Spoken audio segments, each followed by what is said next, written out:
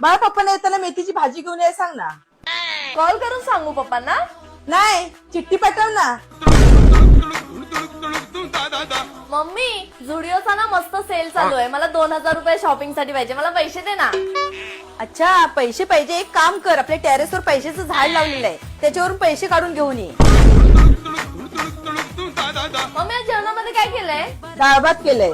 अरे डाळ भात खाऊन खाऊन कंटाळा आला मम्मी, काहीतरी वेगळं खाऊस वाटतंय. हा, मी कालच नवीन चप्पल घेऊन आले, ती खायला देऊ का?